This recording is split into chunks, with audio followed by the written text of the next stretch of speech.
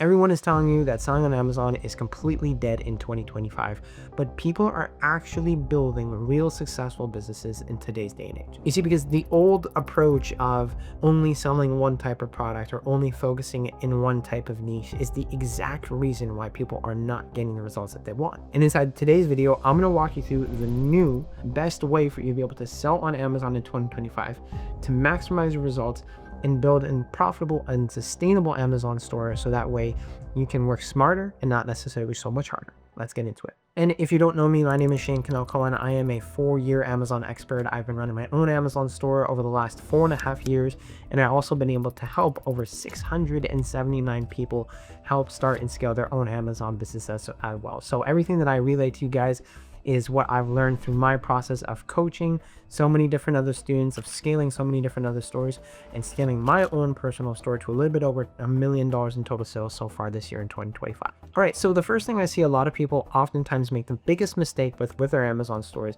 is just continuously focusing their time and energy in one particular place. Now, in hindsight, that's not necessarily a bad thing for you to do, but the problem with this is that you are limiting your opportunity. And when you limit your opportunity, your exposure to specific people that you can sell products to on Amazon, that hinders the amount of traffic that you can be able to get to your Amazon storefront. And at the end of the day, your goal is eyeballs. You want to get more people seeing the products that you're selling on your Amazon storefront.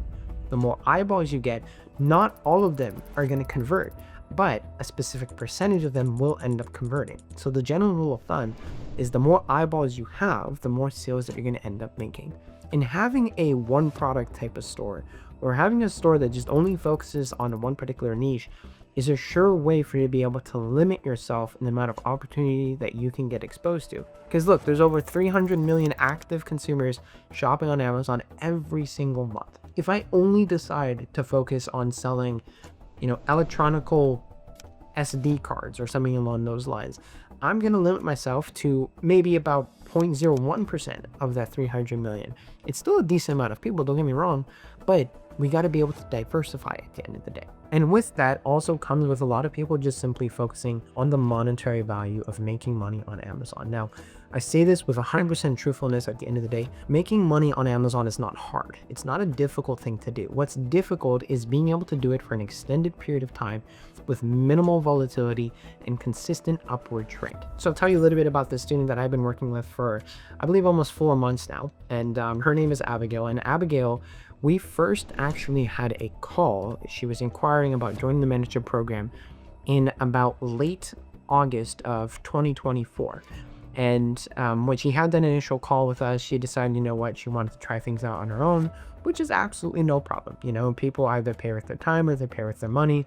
And she was okay, going through the time process of figuring it out all on her own. And what I ended up finding out is Abigail actually came back to us and joined the program in mid-December. Now, when she joined my mentorship program in December, I recognized that I previously spoke with her before that same summer. And when I got a good gist of what happened with her Amazon store, she's explaining to me that, the last 3 months, she was able to make $10,000 in total sales, which was amazing work from her perspective. But the problem is that her sales all of a sudden recently just dropped. And you're in the middle of December as well. And generally speaking, Q4 is the best time in the year for people to be selling on Amazon. Now, when I probed into her Amazon store a little bit more, we hop on a mentorship call and taking a look at what exactly happened on the back end of things. She was solely focusing on the monetary value of how many sales she was making. That was one root of problems that she was having. So what that means is she was not paying attention to anything in regards to the account health metrics. And as an Amazon seller, you're living in Amazon's world. There are rules, there are certain policies that you have to abide by to be able to demonstrate to Amazon that they can trust you, that you are a good seller, that you're providing good services, and you're delivering the goods to their customers. So upon, diving into Abigail's store and doing a full audit on her Amazon storefront, I began to realize that she was neglecting certain account health metrics, right? Late shipment rates were over 4%. Pre-fulfillment cancellation rates were over 10%. Valid tracking rates were below 95%. So all these specific indications tell me that it's very obvious as to why there was a significant drop in total sales, but yet she had absolutely no idea why it happened in the midst of the best time to be selling on Amazon. Now, the good thing about account health metrics is that they can be recouped, they can be recovered if you go about it in the right way. So at the end of the day, it took a little bit of work with Abigail and myself and the assistant coach that we have inside of the program to really get her back on track in the right way and rebuild the Amazon store in the proper direction. But the second root to her problem was simply that she was focusing on selling two different types of items and two different types of items only. Now, granted, don't get me wrong, like, it's really good for her to be able to get to $10,000 in total sales, but these specific products, you're putting all your eggs in one basket. And in the moment that she had supplier issues, the moment that she had a high return rate from the products that she was selling, there goes basically the whole entire business. Because when you only sell one type of product, you're basically like a one-legged act. If something goes wrong with that product, you don't have another solution or you don't have another option in place to be able to come up for it. So in Abigail's perspective, when she had that one product that was doing really, really well, and then it stopped doing well, is because of the high return rates. It was because of the fact that shipping times were extremely long, that she was sourcing from the incorrect place. So these two factors of really like the account health metrics and also the one product to storefront ideology that she had in place is what was really hindering her process as she was going through her Amazon store. And fast forward to today, where everything's built out in a proper way. She has a very good account health metrics with her Amazon storefront. She's scaling, and so far she's consistently hit over $20,000 in total sales per month over the last 3 months. And in this month in June, she's now on the road to aim for about $65,000 in total sales with the Amazon store.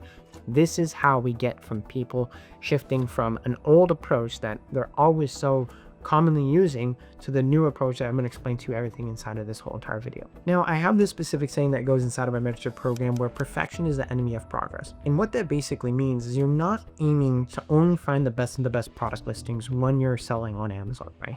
That's not the goal. Although it might be nice to have a product that is absolutely the best seller in a specific product category, what your goal, what you're looking for at the end of the day is you want to be able to come across, generally speaking, average producing products that can generate an ROI for you and can sell pretty consistently on a day-to-day.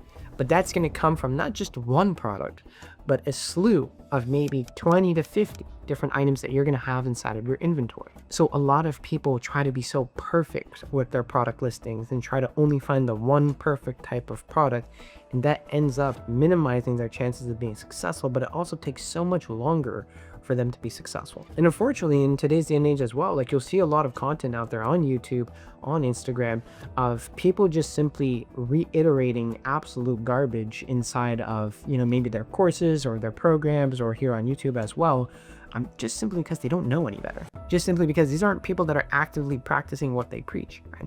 Again, like I explained to you guys in the beginning of this video, everything that I speak to on, everything that I relay to you is the lessons that I learned from scaling my own Amazon business over the last 4.5 years, but also lessons I've learned from scaling hundreds of different Amazon stores from zero to specific points in time that I've been able to help them with. And even to that point, everything inside of my mentorship program, I update the content every single quarter, right? It's always new strategies that's updated. It's always new strategies. It's new things that I specifically am doing for my storefront that I believe that's working well for me, so that way I pass it on to my students. So it's not outdated, recycled content. It's new strategies that are updated every single quarter, because the world changes, right? At any given moment, and especially in Amazon, the platform can always change. So we got to be able to move along with the motions rather than just simply staying behind. All right, so let's first talk about the number one rule that I want to be able to have in place for scaling an Amazon business. And the frame of mind that I want you to think about is think like an investor. Think like someone who is actively investing inside of the stock market.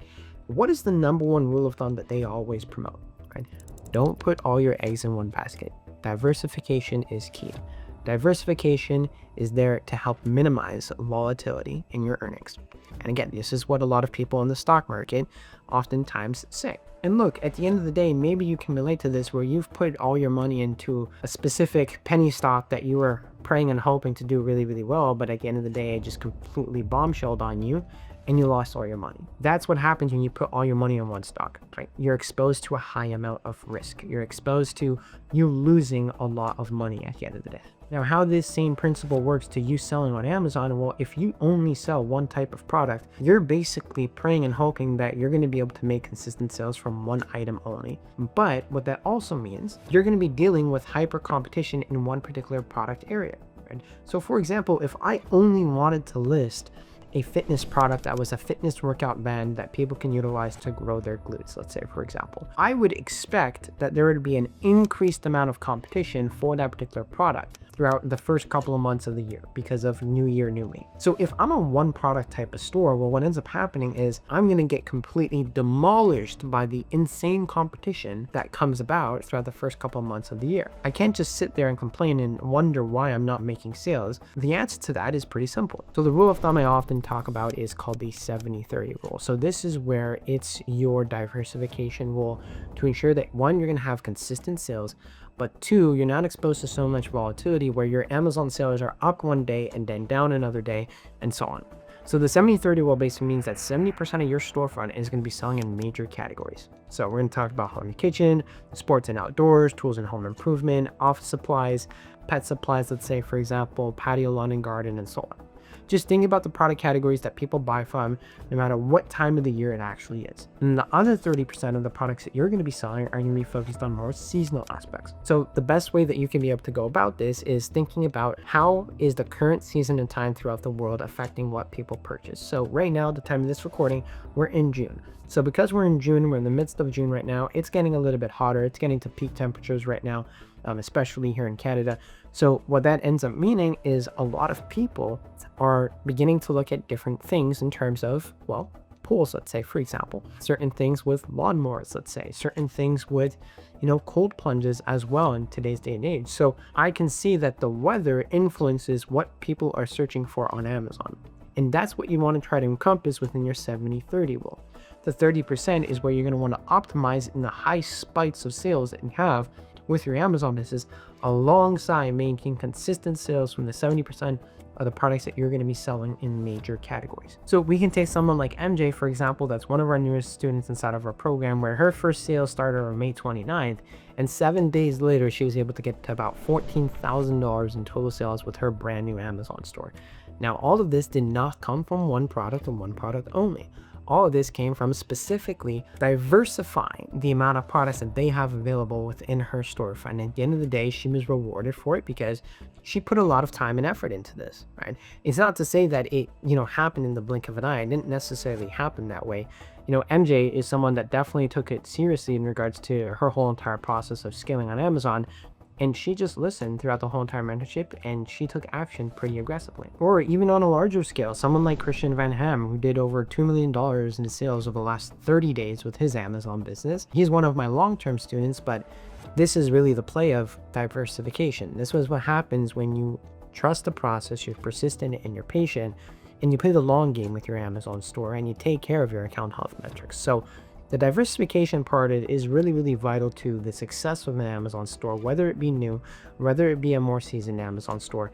This is a rule of thumb that everyone has to be able to follow along with, especially in the beginning, because if you want the results that you want, you got to be able to expose yourself across many different eyeballs. Now, a quick note, if you want me to personally help you build and scale your Amazon business to the next level, just like these other 600 students that we've been able to help so far inside of this program in the last 4 years, then just go ahead, click that link below this video and apply to see if you can be a part of our mentorship program.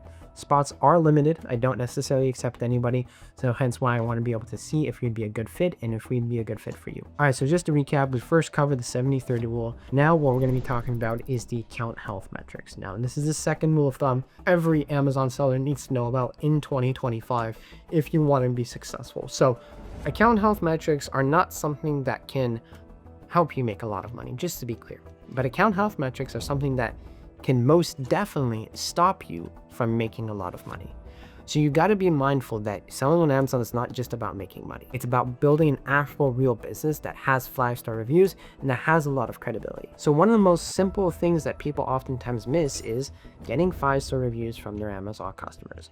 Now, luckily enough, obviously for my mentorship students, I provide a whole flowchart, a whole workflow on how exactly they can get 5-star reviews with copy and paste templates, copy and paste scripts, so that way they can get to the point where they're getting 5-star reviews for their Amazon account relatively quickly and building credibility with the Amazon customers and the Amazon algorithm as well. And the reason why this is so important is because if you think about it, the reason why Amazon does so well in today's day and age is because they're so customer focused, unlike any other company anybody's ever really seen. So in order for Amazon sellers to be part of their platform, right, because we do make up 61% of Amazon's revenue, we got to be able to ensure that we have good account health metrics. And if you have good account health metrics, one of the biggest factors that plays to that is getting 5-star reviews.